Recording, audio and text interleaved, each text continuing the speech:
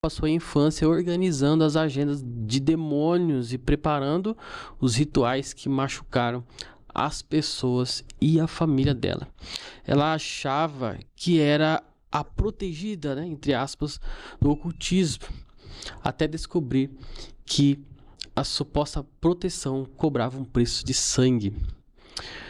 Exato. Então, eu nunca fui, tá? Nunca fui vítima de nenhuma história. Eu creio que Deus, ele preparou tudo no tempo certo, no momento certo, para que o nome dele hoje seja exaltado. Através de tudo que aconteceu. Porque se ele não deixou eu morrer lá atrás, é porque ele tem muito para fazer daqui para frente. Então, vamos embora. Nem aquela musiquinha, né? Quando eu era prego, já me batia, agora que sou martelo, bato nele todo dia, né? Todo dia, toda hora, irmão Rafael. E é com força. Eu olho para Deus e digo assim, eu quero cada detalhe, Senhor, só para que eu veja Satanás humilhado em cada detalhe daquilo que o Senhor fizer na minha vida. Começou tudo muito bagunçado, irmão Rafael. Como a história de muitos, eu creio, muitas pessoas, elas chegam num lar disfuncional, onde a gente não sabe exatamente o que está fazendo ali, né? E vai crescendo nessa situação. Então, eu nasci assim. Eu nasci logo nos primeiros dias que as pessoas me contavam, né? Minha mãe e as pessoas que mais velhas ali me contavam que o meu pai, ele não gostava muito de mim, não. Porque ele queria que eu fosse menino, me deu o nome dele, então Manuela é um nome que vem de geração, meu avô, meu bisavô, meu pai, aí eu tinha que ter nascido homem. Mas eu frustrei ele. Nasci menina. Ele não achava que ia ter outros filhos e me deu o nome dele para não perder a tradição da família. Só que ele não aceitava o fato de eu ter nascido menina. Inclusive, a maior prova disso eu tenho que na minha certidão de nascimento tá lá o nome Manuela, bonitinho, mas o sexo tá masculino. Eu acho que ele conversando com o moço do cartório deve ter contado a história e em algum momento eles erraram, mas depois eu já consertei isso. Então, isso tudo prova que ele realmente queria que eu fosse um menino. O meu pai, ele nunca convivi com ele, não lembro de memórias com meu pai, de ter feito alguma coisa com meu pai, porque ele me rejeitava. E o que a minha mãe me contou é que, para ela me proteger dele, ela me entregou para minha avó cuidar de mim. E aí o meu pai não aceitou muito bem, me rejeitou, e minha mãe conta que, como uma medida de me proteger, ela me entrega ali para minha avó, que já cuidava da minha irmã mais velha também por conta da rejeição do meu pai. E aí começa toda a minha história nesse meio do ocultismo. A minha avó, ela já servia a seres espirituais, né? E eu fui ali sendo desenvolvida. Eu amo muito a minha avó até hoje. Admiro a grande mulher de força que ela foi e é. E eu fui seduzida. Irmão Rafael, ninguém serve às trevas só porque é obrigado. Não, eu posso falar por mim agora. Eu fui seduzida. Eu sei que ali as trevas me seduziam porque, em meio a toda dor, quando tinham as festas, as entidades, elas me davam carinho, elas olhavam para mim, elas me chamavam pelo nome, elas me prometiam e faziam muitas coisas acontecerem na minha vida. Então, eu não fui obrigada, eu fui seduzida e eu gostei. E servi por muito tempo. Servi toda a minha infância, servi também na minha fase já de adolescência para adulta e não foi obrigada, foi por sedução mesmo. Então, eu gostava de fazer o que eu fazia. Eu não sabia o nível de consciência daquilo que eu fazia, mas eu praticava. E eu olhava para minha avó e eu me espelhava. Então, tudo aquilo que a minha avó fazia, eu me espelhava e eu achava o máximo. E daí eu fui sendo desenvolvida. Desenvolvida não no sentido de estar possessa, mas eu fui sendo desenvolvida para que eu fizesse com que as coisas acontecessem. Vamos lá. Para uma festa acontecer, precisam-se de muitas coisas. Eu vou usar a linguagem cristã, e aí a gente vai fazer a assimilação para o ocultismo. Quando os noivos eles se juntam, que eles pensam numa festa de casamento, Eles pensam no espaço, eles pensam no ambiente, eles pensam na organização. Do outro lado é do mesmo jeito. Uma festa vai acontecer. Porque aí o chefe do terreiro... Não, o chefe do terreiro, ele vai sentar e vai receber. Só que como que funciona a agenda? Quem que vai chamar as pessoas para estarem lá? Quem que vai pensar no detalhe da comida, do servir? Quem que vai servir a própria entidade? Porque eles são tidos, né, como seres superiores. Então, eles querem ser servidos o tempo inteiro. E o tempo inteiro eu estava ali. Então, eu servia de dia e de noite. O tempo de festa, eu não parava. Eu estava ali servindo o tempo todo. Então, eu servia de dia e de noite. O fato de eu ter crescido longe dos meus pais me trouxe muitos traumas e muitas dores. E eu descontava isso de alguma maneira, servindo a entidades. Por quê? Porque eu não tinha noção do quão profundo eram as maldades que eu praticava. Uhum. Então, separação de casais, ajudar com que pessoas sejam infelizes, fazer o mal para a saúde do próximo. Eu preparava absolutamente tudo. Eu acompanhava conscientemente todos os rituais. E eu servia dia após dia, noites após noites. E eu passava a noite virada. Desde, sempre eu passava a noite virada. Então, assim, eu sabia exatamente quem era a entidade que ia descer, quem era a entidade que ia subir. Eu sabia qual era o ritual que seria feito. E eu sei que o irmão aqui, recebe muita gente que tem muito, muito, muito conhecimento a respeito disso. Eu não tenho com tanta profundidade teórica, mas eu tenho prática bastante a respeito de portais. Então, eu sabia exatamente a virada de entidade em cada hora que vinha um diferente. Então, eu já sabia, eu reconhecia, eu já sabia quando tocava diferente, quando falava diferente, eu os conhecia, achava que os conhecia na profundidade. E eu passei a minha vida inteira servindo eles, passei a minha vida inteira fazendo isso. Só que servir a demônios, a entidades, a espíritos, não me protegia da maldade humana. É muito louco. É muito louco. O quão eu era cega. Eu tenho uma irmã que ela fala assim para mim, ela diz, é sério que tu não percebia que isso acontecia? Não. Com toda a sinceridade do meu coração, eu não percebia que eu era maltratada. Eu não percebia que eu era rejeitada. Eu trocava. Eu sentia muita dor.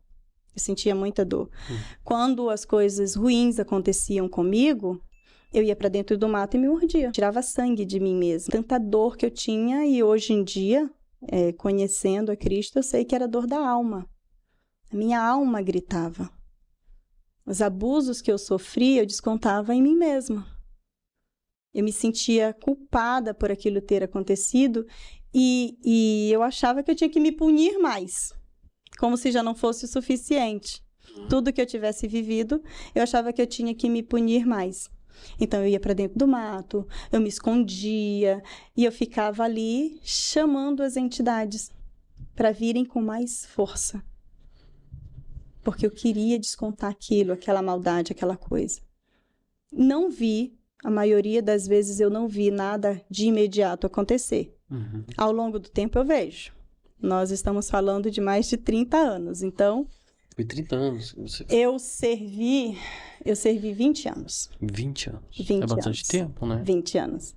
Quando eu completei 21 anos, perto de completar 22, foi o meu processo de saída do terreiro, mas não de libertação. Eu servi esses 21 anos, conheço uma pessoa, ela me conta o que era aquilo que eu vivia, e aí começa toda minha... Aí veio a dúvida, o que eu estou fazendo da minha vida? Será se essa pessoa está me falando a verdade ou mentindo? Aí é onde vem a minha virada de chave. sair daquele lugar. Então, é muito, muito sério. Por quê? Porque as pessoas falam dos possessos que estão lá, que são obrigados a estar servindo. Mas e quem é seduzido? Como que você percebe que você foi seduzido pelas trevas? Porque você sempre foi criado nesse ambiente, você não conhecia outro, né? Eu nunca conheci nada diferente disso. Ao contrário do que muitos crentes pensam, nesse meio não se fala em batalha espiritual. Ao contrário de que muita gente pensa, eles não dizem vamos batalhar contra os crentes. Não, eles se mostram como seres superiores, e eu acredito muito que é por conta do orgulho e do ego, e eles não têm misericórdia. Então, assim, vamos matar, vamos roubar, vamos destruir. Então, eles não veem, tipo, nós vamos entrar numa guerra espiritual. Do outro lado, não se fala em guerra espiritual. Para eles nem vão batalhar, é como se eles já tivessem eles chamavam vencido. as entidades para poder fazer isso, né? Nas pessoas. Chamavam as entidades para fazer isso. As pessoas já chegavam, vamos lá. O que eu fazia? Eu recepcionava. Vai ter uma festa, eu anunciava essa festa. Então, eu anunciava essa festa para toda a cidade. Qual era o meio que nós fazíamos isso? E eu quero esclarecer o porquê, que eu vou entrar nesse detalhe novamente. As pessoas que conviveram comigo, que são lá dos meus... olhando lá para 30 anos atrás, elas vão entender isso. Nós tinha a cultura, e eu não sei se outros lugares têm, tá? Eu estou falando do que eu vivi. Tinha a cultura de sair de porta em porta pedindo coisas para a festa daquele lugar. Manuela, era por necessidade? Não era, irmão Rafael. Não era. Porque as festas, elas eram muito bem financiadas. Muito bem financiadas. E a gente não conseguia entender. Então, era interior. Se a pessoa tinha uma galinha, ela dava uma galinha. Se ela tinha um ovo, ela dava um ovo. Ela dava arroz, ela dava dinheiro. E nós andávamos ali. E existia... Eu era muito disciplinada. Eu peço a Deus que hoje eu seja 1000 vezes melhor, porque eu era muito disciplinada. Então, a ordem era, você vai de porta em porta. Que, na realidade, não era uma ordem. Eu aprendi com a minha avó e eu reproduzi. Uhum. Então, assim, vai ter período de agosto. A festa da minha avó acontecia sempre na segunda quinzena. Então, a partir de julho, dia 1º de julho, nós fazíamos o mapeamento da cidade. E aquela festa, ela envolvia toda a cidade. Então, eu sabia que eu tinha que ir de porta em porta. Trazendo isso para o mundo espiritual hoje, era para contaminar as pessoas dessa cidade. Porque elas estavam, de alguma maneira, investindo nas trevas. Com aquilo que elas tinham. Então, elas recebiam aquelas imagens. Entravam, tinham outros que eram mais devotos, tinham outros que já conheciam, então elas levavam essa imagem até o fundo do quintal e saíam fazendo tudo, pediam para o nome delas serem incluídos nas festas, em tudo que iria acontecer, muitas delas queriam, e eu saía de lá sempre com alguma coisa. Então, eu posso te garantir que pelo menos 80% da cidade investiu. Meu Deus. Pelo menos 80%, porque eu não pulava nenhuma casa e eu ainda ia nos interiores vizinhos. Mas quando você chega na casa, você fala para a pessoa para que vai ser direcionado aquele Sim, valor? Sim. É. Eu nunca tive uma identidade bem firmada, porque isso também vem do ocultismo. Então, a minha avó, ela era conhecida na cidade inteira. Então, hoje o irmão Rafael me chamou pelo nome. Eu sou Manuela. Sou Manu para os mais íntimos, para aqueles que eu convivo. E o irmão também pode me chamar, sim. Manu. Manu. Só que lá, eu era a neta dela. Eu não tinha um nome. Entendi. Eu nunca tive um nome. Eu era a neta dela. Onde eu chegava, eu era a neta dela. Então, quando eu chegava, as pessoas já sabiam quem eu era, e se não soubessem, eu fazia toda a questão de me apresentar, porque eu achava o máximo a cidade inteira conhecer ela. Então, eu dizia, não, eu sou a neta, e eu vim aqui porque vai ter a festa, vai ser tal dia e tal, e você tem alguma coisa para contribuir? Assim. E a pessoa sempre tinha algo para contribuir. A cidade, ela não tinha muitas igrejas. Na realidade, eu até estive conversando com a minha família, tinha uma igreja na cidade inteira. Só tinha uma igreja cristã. Essa situação era lá no Maranhão? No Maranhão, no interior do Maranhão. Entendi. E aí, a gente só tinha essa igreja. Então, assim, não tinham tantos crentes. Mas quando os crentes, a gente sabia quem era crente. Você a gente sabia? Sabia porque... Agora eu quero saber. Porque eram os crentes de paletó e gravata. Ah, tá, pela vestimenta. Pela vestimenta. Eram os crentes do sim, sim, não, não. Sabe? Era aqueles crentes que diziam, isso não é de Deus. Era Alguém já falou isso pra você? Muito. Sim, a gente sabia. E eu, como Jesus faz, né? Eu voltei lá e eu fui visitar um desses crentes. Você acredita? Eu disse, irmão, você me perdoa pelas vezes que eu lhe afrontei? Aí ele, não, você só passava aqui para orar por você, que você saía orando atrás. Olha aí, tá vendo? Então, os crentes, eles se posicionavam e eles faziam isso, mas a gente não tinha medo. Porque, lembra, não existia batalha. Eles não falavam isso, olha, se eles disseram... Não, eles simplesmente não deixavam ouvir. E as pessoas também não falavam muito. Eu não lembro de muitos evangelismos. Eu não lembro de ser tão anunciado o nome do Senhor Jesus como o único e suficiente Senhor e Salvador. Tinham outras festas pagãs, mas não como cristão. Então, a cidade inteira, irmão Rafael, participava. Inteira. De alguma forma, a cidade inteira participava. E era muito conhecido no Maranhão, né? É conhecido como a cidade de São Luís, é conhecida como a Ilha do Amor, cidade do reggae. Então, além do tambor, a minha avó também tinha festas de reggae. Então, eram semanas inteiras, sabe, assim, de festas. E aí, uma coisa ia levando a outra. E eu participava ativamente. Nossa, eu fazia aquilo, né? Muito bem feito, diga-se de passagem. Então, eu sabia quem eram as pessoas quem eram os convidados, quem ia servir, quando ia servir, como ia servir. Eu tinha um controle muito grande sobre aquilo. E, ao mesmo tempo, eu era aquela que servia. Eu servia tanto pessoas quanto espíritos. Na minha família, né, as minhas primas, elas não gostavam tanto, eu não. Eu fui de cabeça. Eu mergulhei de cabeça. Por conta da raiz de rejeição. Eu creio muito nisso, porque ninguém me via. As pessoas só me maltratavam e os demônios me tratavam bem, eu queria estar com eles. Então, quando vinha, independente da entidade que viesse, eles sempre me trataram muito bem. Que é o maior engano, é a sedução. Para quem não está possesso, é o meio que eles trabalham. Gostou desse de jeito nenhum. Vocês já viram como eles me tratam? Eu sou querida. Pura carência, irmão Rafael. Pura carência. Pura carência. Então, não me assustava. Porque quando eu via eles na forma sem ser humana, que era na forma bem feia, diga-se de passagem, muito, muito feia, eu recorria para quem eu conhecia. Ó, tô vendo um ali. Ah, não, esse aí é o rebelde. Porque tem isso. Esse aqui é o rebelde. Então, o que eram esses rebeldes? Esses rebeldes, eles eram aqueles que, de alguma forma, vieram mandados como um trabalho, como alguma coisa, eles perderam força e eles ficavam ali ou para apanhar ou para ir para outras pessoas. E isso aconteceu com a minha mãe. Que a gente vai chegar na história da minha mãe. Já falei bastante da minha mãe, mas é porque não tem como, foi onde tudo começou na minha vida.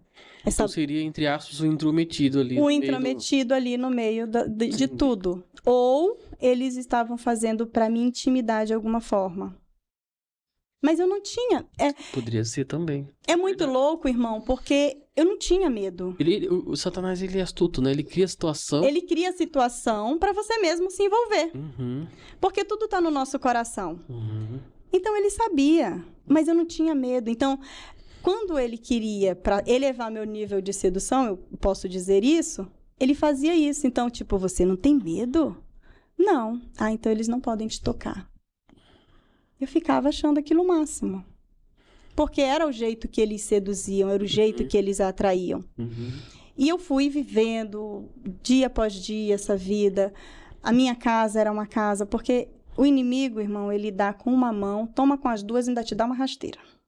É assim que ele faz. Exatamente. É assim que ele faz. Então, no meu meio de parentela, na minha parentela, eu não tinha referência de casamento saudável. O meu pai espancava a minha mãe, meu pai era alcoólatra, espancava a minha mãe por 23 anos, ela se sujeitou a isso.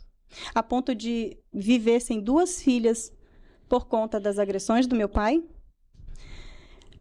Meus outros tios, as outras referências que eu via de casamento, existia muita violência, traições.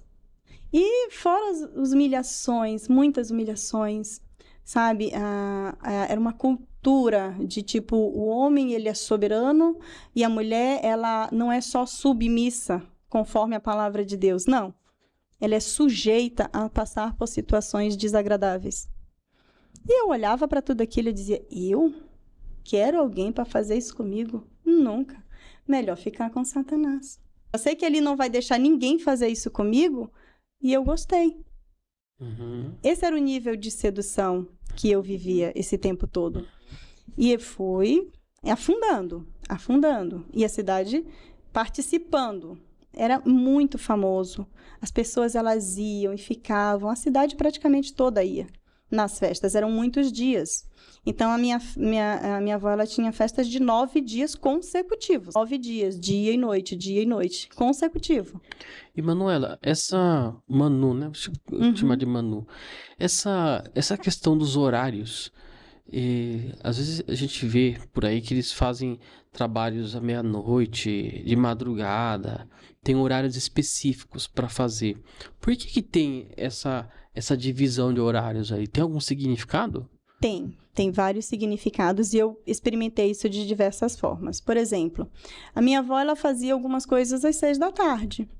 Mesa branca, somente um passe, consultas que eles chamam de consultas. Então, o que era essa consulta? É entender a vida do irmão Rafael e fazer aquilo. 6 da tarde. Era um horário propício para isso.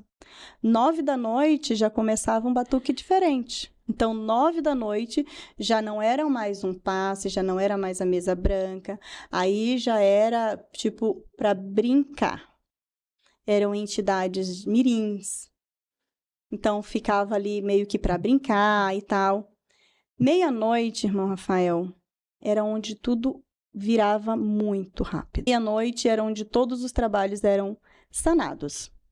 Tudo aquilo que a gente preparava, passou pela consulta, já sabe o que vai fazer, já sabe contra quem vai fazer, já sabe contra quem vai atacar. Meia-noite tudo agia. Então, meia-noite, as entidades vinham e aí elas executavam o trabalho. Todos os tipos de trabalho. Então, tinha muito. O que mais se fazia, irmão, era separação de casamentos. Era o que mais se fazia. Era assim, era o número 1 dos trabalhos, eram separações de casamento. Então, essas separações, elas aconteciam à meia-noite. Meia-noite era onde essas entidades específicas chegavam para trabalhar. Que eles diziam, né? Chegaram para trabalhar. Passava-se 3 horas dançando, isso, aquilo. A hora do trabalho era meia-noite. Aí fazia-se tudo, ia dançar, 3 da manhã era a hora de outros trabalhos, que eram onde vinham os que iriam executar o sangue. Então, 3 horas da manhã, a maioria das vezes eram sacrifícios de sangue, de rio, de mar, de cemitério, mato. Quantas pessoas somem dentro do mato? Ninguém percebe isso.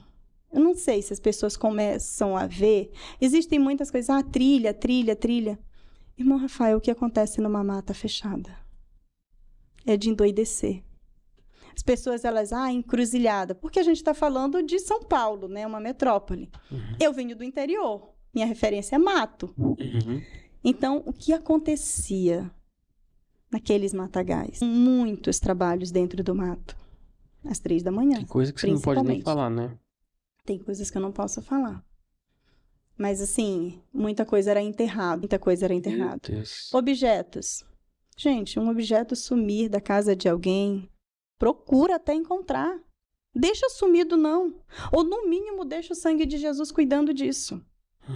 Porque é guerra de sangue, irmão. E eu aprendi pela prática. A pastora Tânia, ela fala muito isso, que Hebreus vai falar que é pela prática. Então, pela prática, eu sei que é com sangue. Então, molha no sangue, enterra. Acabou a vida da pessoa. Acabou o sonho da pessoa. Acabou os planos daquela pessoa. Acabaram-se. Acabaram-se. E vem a grande diferença. Todo mundo possesso. Mas eu não. Você não. Eu não. Eu conduzia tudo aquilo. E eu não tinha remorso. Irmão Rafael, era uma cegueira. Eu não conseguia imaginar o que é um filho sem pai. Eu não conseguia, de longe, imaginar a dor de uma esposa que vê o marido indo embora com outra. Porque a história ela é tão bonitinha, irmão. Sabe assim, a amante chega, que o marido dela está vivendo com uma carrasca. Ele está preso. Ela judia dele. E aí vai contando essas histórias, aquilo entrava no meu coração, eu não tinha dó. Essa mulher não presta. Se ela pudesse até ficar doente, a gente fazia. É só tirar o marido de dentro de casa. E se ela ficasse inútil? E se ela ficasse doente? Como que não seria isso? E eu vi. Do mesmo jeito que eu vi muita gente ser adoecida, eu também vi muita gente ser curada. Então as curas também acontecem. As curas acontecem. As curas acontecem e acontecem muito e muito rápido. Muitas curas aconteciam. Eu já vi muitos trabalhos serem desfeitos de dentro do corpo da pessoa e sair bicho vivo de lá.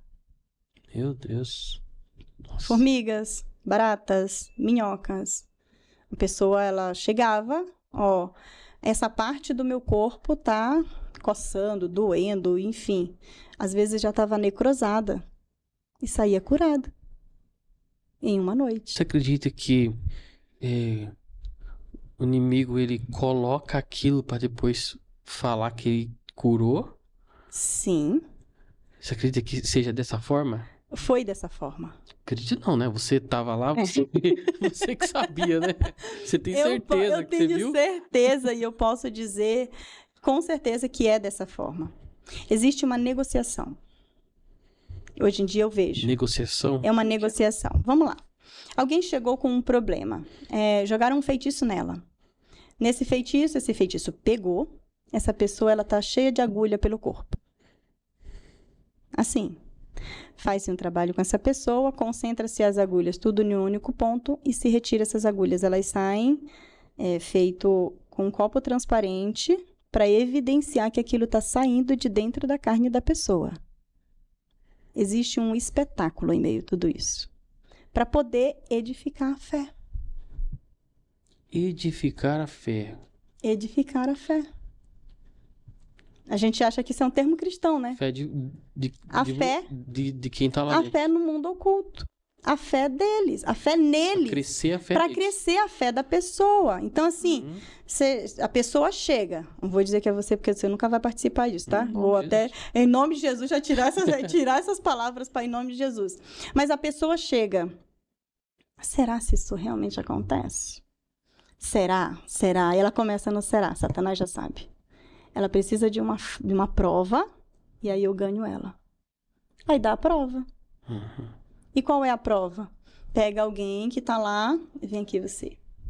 Você está sentindo... Porque tem a consulta antes. Então, o que é essa consulta? É o mapeamento, porque hoje em dia a gente trabalha com mapeamento no mundo espiritual, servindo o Ministério de Libertação e Cura. Então, do mesmo jeito acontece, irmão. Ele só copia, né? Satanás copia tudo. Tudo. Eu já vi pessoas que vêm pra igreja e quando vêm eles ficam confusos. Sim. Eu já vi muita gente... Eu passei por isso. Nossa, eu vejo, mas isso aqui eu já via lá, não sei o que tal, mas agora eu tô vendo aqui, mas não é. É que lá era tava uma copiando. Cópia. Exatamente. Que era, né? Exatamente. Então, eu vivi isso. Eu tive muita dificuldade de ir pra igreja, irmão. Eu passei 9 meses sendo alimentada pelas redes sociais. apaixonada por Jesus, diga-se de passagem. Ali eu tava. E glória a Deus por esses programas que alimentam a internet. Porque pessoas como eu, e talvez como quem está vendo agora, vai ser despertado. Talvez não, em nome de Jesus, com certeza vai ser despertado. Porque nunca viu por este ângulo. Muitas pessoas vão apaixonadas, seduzidas. E muito mais, elas não se sentem cavalo. Por quê? Porque cavalo é quem é possesso. Esse é cavalo. Então, se você não é possesso, você não é cavalo, né? Então... E como você executava tudo isso sem estar possesso? Eu não via como maldade. Eu via como obrigação. Você estava fazendo consciente ali, ninguém tomava a sua consciência. 100% consciente, Aí você acordava assim e falava, nossa, eu fiz uma coisa e não sabia, não vi nada. Não existia isso. Tudo era consciente. Primeiro, eu participava das consultas. Eu participava. Então, a pessoa estava lá contando a vida dela para a entidade, eu estava do lado ouvindo. Aí, vamos usar o mesmo exemplo da amante. A amante chegava falando isso da esposa do moço, eu odiava aquela mulher. Essa pobre coitada chorando por esse homem casado, que vai deixar 3 filhos. E eu não tinha dó, eu olhava só para quem estava na minha frente. E você via esses trabalhos acontecendo? O que você fazia acontecia? Eu fazia acontecer. E acontecia? Acontecia. Eu escrevia, eu cheguei a um nível onde eu comecei a psicografar e eu não sabia o que era. Eu não sabia o que era aquilo. Então, assim, eu escrevia muito, eu ia para os lugares, assim, e eu começava a ouvir vozes, eu não sabia o que era. E isso foi algo que foi fora do terreiro. Então, assim, eu sentava e eu começava a ouvir vozes e eu escrevia. E dali saíam pontos, os batuques, dali saíam como se fosse... como é que eu posso te dizer? Eu contava a história de alguém, que se foi. E aí a pessoa chegava e eu entregava, dizia, isso aqui já estava tudo escrito. Evidenciava fé naquilo. O que é fé? É a certeza das coisas que não se veem. Eles não me viram escrever. Mas quando eu chego com a prova, eles sabem que aquilo tem algum sentido. Porque se essa pessoa morreu e ela sabe dessa história toda, só quem sabia era o defunto. Quem contou isso para ela? Eu não sabia, eu não tinha noção do nível de profundidade que eu estava. E isso acontecia. Então, fazia-se muitos trabalhos, irmão Rafael, a gente contava os dias. E eles diziam 3 dias, 7 dias, 9 dias. Acabou. Meu Deus. Era contado os dias. Isso era todos para as pessoas não cristãs. Você já chegou assim a ir para alguém que é cristã e você viu que era ou não? Já, e não deu certo. Não deu certo? Não deu certo. Não deu certo. Nunca te chamou atenção, assim, porque não dava certo ou nada? Olha, eu vou te contar uma coisa que... eu me envergonho. Mas é para a glória do Senhor. Uma das pessoas que eu me envolvi, ele era casado. E a esposa era cristã. Eita Deus. E eu tentei, não deu certo. Pedi a vida dela, não deu certo. Isso me fez sair de lá. Meu Deus do céu. Eu me envergonho disso, irmão. Eu me envergonho disso. Mas eu pedi. Eu pedi a morte de alguém. A vingança, assim, não era nada, era só vingança, porque eu não aceitava perder. E quando eu pedi, eu disse, eu quero o sacrifício dela. Eu não quero ela doente. Eu quero ela morta. Não pode. Porque toda noite ela põe o pé para trás. Põe o pé para trás. Irmão, eu, no ocultismo, achei que eu estava vendo um curupira. Sabe aquele saci que tem o pé para trás? Até eu me converter. Quando eu me converti, um dia eu fui orar. Eu ajoelhei. Quando eu ajoelhei, o Espírito Santo disse, olha para trás. Como é que você... O pé para trás. Meu Deus do céu. O O espírito, ele fala através de parábolas, os demônios falam também. Você acha que ele era tonto de dizer ela ora toda noite? Claro que não, né? Então, ele me disse uma parábola... Senão você ia revelar o segredo, né? Ele me disse uma parábola de algo que eu não ia assimilar, porque eu nunca vi um crente orando. Eu não tinha contato, irmão Rafael, com crente nem de longe. Nem de longe. Eu tinha contato com crente. Deixa eu fazer uma pergunta. E aí, a pessoa que tá lá nesse lado, ele entende que existem dois lados? Não. Para mim, nunca foi falado em dois lados.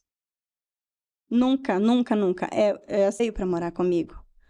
Então, irmão, eu aceitava fazer tudo. Eu aceitava fazer absolutamente tudo, irmão. E eu fazia com gosto, infelizmente. Eu fazia o que precisava ser feito, irmão. Eu ia onde precisasse ir. Eu queria colaborar. Eu queria ser elogiada. Sabe aquela necessidade de você ser elogiado? Eu acredito que era isso que me prendia aquilo. Então, assim, Satanás sabe. Uau, é por isso que ele te escolheu. Você tá vendo? Você é boa mesmo. Você tá vendo?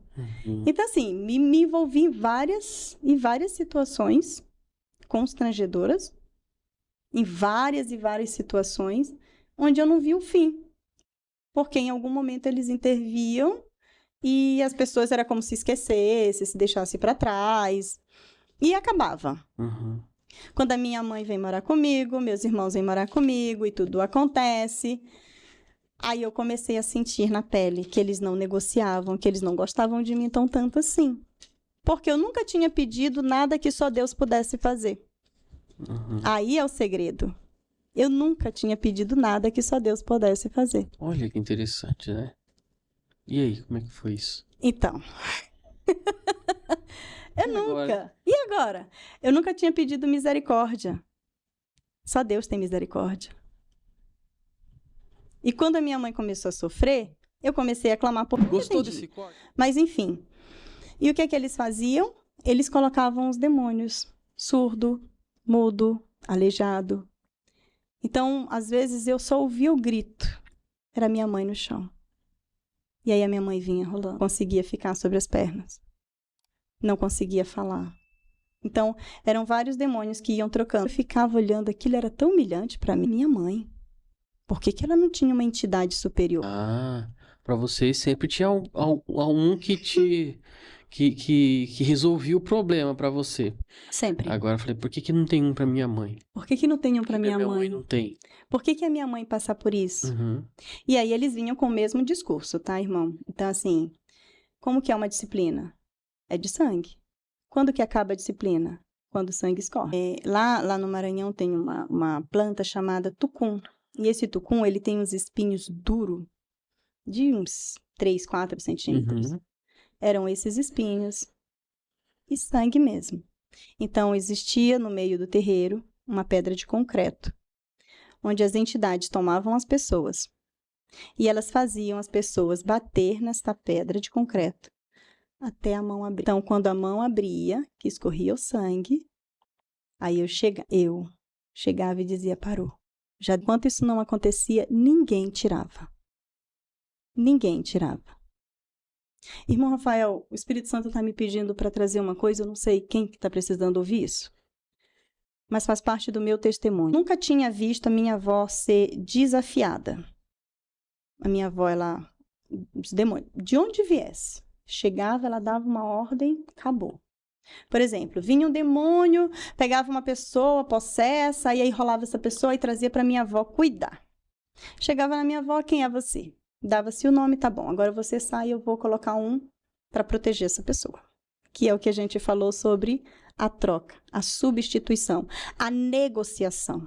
Não é à toa. Não é à toa. Então, a pessoa ela vai no terreiro, ela não sai de lá de mão vazia, porque Satanás precisa de um ponto de contato na casa dela. Então, ela sai de lá com alguma coisa. Sempre tem alguma coisa para levar para casa. Ela não vai no terreiro e entrega a responsabilidade para o dono do terreiro. O dono do terreiro diz, não, isso aqui é compartilhado, você tem culpa, então leva a culpa para dentro de casa. Meu Deus. Porque assim pode agir lá.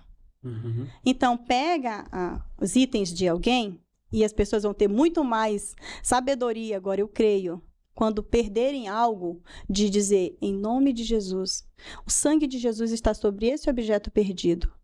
Nada que for feito nele vai me tocar. Porque esse objeto ele some e depois ele volta consagrado. Meu Deus do céu. Quando alguém acha alguma coisa dentro de casa que não era dele, sabe o que a pessoa faz?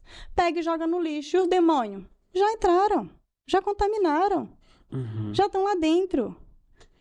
Então, o que se faz? Olha, em nome de Jesus, tudo que veio junto com isso, eu estou te expulsando agora, sem direito de retorno. Porque a autoridade está com a gente, irmão Rafael. Amém. A autoridade está com a gente. A autoridade em nome de Jesus. A palavra de Deus vai dizer lá em Colossenses, Cristo em mim é a esperança da glória. É quando ele está em mim e quando eu estou nele. Então, se eu tenho a convicção de que Cristo está em mim, nada, mas é absolutamente nada, irmão. Nada tem poder. Todavia, eu preciso andar em obediência à palavra de Deus. Exato. Santificada, para receber as armaduras. E aí aconteceu um dia, uma experiência muito louca.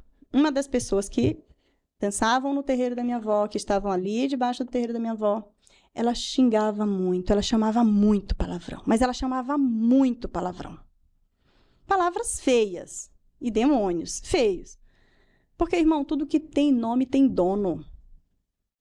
Tudo que tem nome tem dono. Um palavrão não é só um palavrão. Ainda que seja um palavrão de promiscuidade, de baixo calão, é um palavrão. Essa pessoa chega, meio-dia, irmão. Sabe o que Salmo 91 diz sobre a seta que voa de dia? Meio-dia, o filho dela senta na mesa para comer e ela me lança vários palavrões sobre a vida desta pessoa. O filho dela fica possesso, sai correndo no meio da rua, sobe em muros e se joga de lá de peito aberto.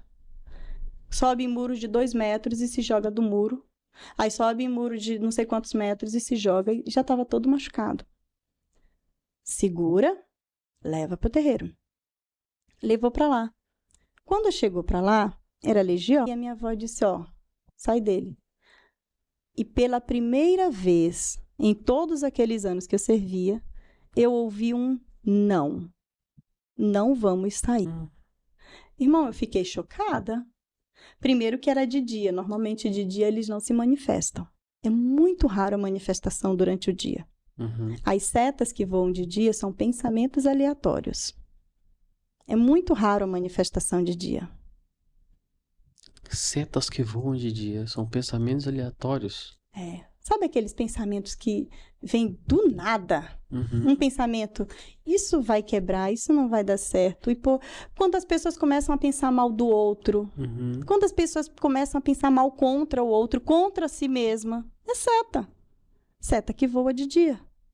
Isso vem de espíritos, vem de demônios. Isso vem de demônios. Isso vem de demônios. Só que houve uma possessão ali. De dia já era estranho. Dizer não, pior ainda. E aí foram lá e chamaram um, chamaram outro. Quando não sai com uma entidade, chama-se a maior. Até vira o cabeça. Normalmente o cabeça ele vinha às 3 da manhã. Cabeça. Ele vinha às 3 da manhã, que era o maioral. E aí foi e falou assim, peraí, por que você está resistindo? E a resposta foi, a mãe dele entregou ele pra gente. Ele é nosso. Sabe o que foi que teve que se fazer? A mãe dele teve que ir lá, retirar as palavras e pegar todos aqueles demônios para ela. Em troca, foi uma entidade maior para o filho, para que aqueles demônios, que são os verdugos, não perturbassem mais o filho dela. Como ela era desenvolvida espiritualmente, aqueles outros que estavam lá, eles não atormentavam, mas estavam lá com ela. E isso era, tipo, negociado assim. Meu Deus. Então, irmão, quantas vezes as pessoas falam por falar, sem sabedoria, sem conhecimento? Só falam. Isso me chocou. E eu não lembrava muitas dessas coisas porque passava-se tudo muito rápido para mim. Passava-se tudo muito rápido. Então, passou tudo isso, a minha mãe adoece, os crentes começam a frequentar a minha casa. A minha mãe recebe a cura. Aí a minha mãe recebe a cura dentro de uma igreja, junto comigo. que eu morava aqui em São Paulo, eu morei aqui em São Paulo. Só que quando eu soube que a minha mãe estava doente, eu voltei para o Maranhão para cuidar da minha mãe. Então, eu fiquei 100% do meu tempo com a minha mãe no período de doença dela. Minha mãe teve câncer. E a gente vai, o pastor diz que ia liberar a cura, recebe a cura, minha mãe recebe a cura. A gente vai festejar e a gente tem a notícia de que foram as entidades que fizeram o trabalho de cura para minha mãe. Eu não duvidava, irmão. Eu passei a vida toda vendo isso. Então, nós fomos ali e rendemos a glória de Deus para essas entidades. A doença voltou, dessa vez foi para a morte. Meu Deus. E curado, aí você deu Foi curado e nós fomos lá e dissemos, não, agradeceu quem curou... a entidade. Exatamente. Quem curou foram essas entidades. E eu e os meus irmãos, em comum acordo, e junto com a minha mãe, fomos lá dedicar toda a honra àquelas entidades. Mas você não sabia o que estava acontecendo ali? Não tinha a menor noção. E aí, voltando um pouquinho, porque eu fugi um pouco da cronologia. Não, Como que aconteceu? Eu conheci essa pessoa, eu descobri que eles não mataram aqueles que eu queria. Aquela pessoa que eu queria que morresse não morreu. Eu fiquei indignada. Essa pessoa, ela fala pra mim, isso não é espírito coisíssima nenhuma, isso é um ninho de demônios. Você é escrava. No dia que você disser não, eles vão vir pra cima de você e eles vão te matar. Isso foi um crente que falou pra você? Não. Ele não era. Eu acredito não, que foi ele ele ia... que falou. Eu acredito que não ele foi ia... Exato. Eu acredito que ele ia com a esposa, Entendi, enfim. tá. Ele não era. E aí, aquilo me pegou. Fui fazer o teste. Foi quando ele disse assim, Jesus existe, sabia? E Jesus tem mais poder do que esse estudo. Como que pode? Alguém que conhece o poder de Jesus não se submeter ao senhorio dele.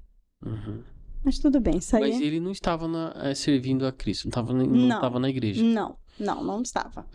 E aí eu sei que eu fui fazer o teste, porque eu era assim. Eu queria ver, eu gostava de ver. Eu creio que Deus, ele disse assim, essa menina aí vale a pena. Porque essa aí, ela quer ver. Ela faz até ver. E eu faço mesmo. E eu creio mesmo, e hoje eu creio muito mais. Então eu vejo muito milagre, irmão. Que as pessoas não percebem, mas está no detalhe. E aí eu fui lá, fiz o teste, não vou servir hoje. Aí vieram contra mim. Você vai sim? Eu disse, não. Sou livre, não sou? Eu fui experimentar se eu era livre. Eu descobri que eu não era. Irmão, eu vivi meses muito difíceis. Espiritualmente, Manuela, não. Fisicamente. Porque como eu disse não, é como se todos se afastassem, todos os demônios virassem para mim, virassem contra mim, não para me tocar, para me fazer mal, mas me deixasse ali, tipo assim, ó, você agora é obrigada a fazer trabalhos domésticos, você tem que fazer, por que eu que tenho que fazer? Porque você não faz? Eu comecei, eu sempre fiz aquilo, mas a partir dali é como se eu tivesse começado a ver que, peraí, mas é só eu que trabalho aqui. Peraí, mas eu fico a noite inteira e eu tenho que ficar de dia também por causa dos convidados. O convidado come, o convidado dorme, o convidado bebe, e eles ficavam lá. Então eu ficava assim, mas peraí, é só eu que tenho que fazer? Mas eu passei a noite toda em claro. Por que eu comecei a ter questionamentos? Irmão, com uma única noite de experimentar Jesus. Uma única noite eu disse, Jesus existe, ele não deixa as entidades me tocar. Ele é mais poderoso. O que era que eu queria? Poder? Aí eu queria Jesus, com todo o poder que ele tinha. Eu pedi pra ele, eu tava numa situação... Você nem sabia quem que era? Eu não sabia quem que era. Eu só sabia que ele era um grandão. Eu sabia. Grandão eu só não sabia. Eu não sabia que ele era o grandão da Galileia. Meu Deus. E aí, irmão Rafael, eu fui experimentando Jesus. Aí eu disse assim, Jesus, eu conversava demais com Jesus. Irmão, eu conversava com Jesus como eu nunca conversei com entidades. Eu nunca conversei com entidades como eu comecei a conversar com Jesus. Eu comecei a desenvolver uma conversa ali. Agora você começou a desenvolver certo. Agora, né? Vamos lá, vamos ver. Isso foi em 2006, irmão Rafael. Em 2006, eu conheci esse Jesus, aí eu disse assim, Jesus, se o Senhor existe mesmo, e tem tudo isso que essas pessoas estão falando, essa pessoa está falando, me tira daqui, mas eu quero ir com a minha mãe. Não quero deixar minha mãe para trás, não. Com menos de 6 meses. Eu não sei como. Com o salário que eu ganhava era impossível. Eu tinha um salário de R$400 no mês. Com 6 meses eu comprei uma casa para minha mãe. Comprei uma casa, passei para o nome da minha mãe, entreguei. Mãe, é sua. 6 meses. Eu saí de dentro do terreiro. 6 meses. E Deus, ele foi tão misericordioso que eu saí debaixo do terreiro com muita briga. Muita briga, muita briga, muita briga. Briga com os meus tios, briga com meus primos. Não era briga de xingar. Era briga de ir na mão. Uhum. Era briga mesmo. Então, eu saí muito revoltada. Aí eu disse, quer saber? Não volto mais aqui. Assim que eu saí do terreiro. Desse jeito que eu saí do terreiro. Só que, nesse mesmo período de tempo, começou-se uma célula cristã na rua da casa da minha avó. E era muito louco, porque eles se reuniam numa garagem na mesma rua. E aí o terreiro ficava pavoroso. Tipo assim, eles incomodam muito. Você viu? Incomoda demais. Eu ouvi aquelas conversas, tipo de um para outro incorporado. Eu dizia assim, que hora que eles incomodaram? Eu não ouvi nada. Não, tem que tirar daqui. Tem que tirar eles daqui. Irmão, foi uma perturbação contra esta igreja. Espiritual e natural.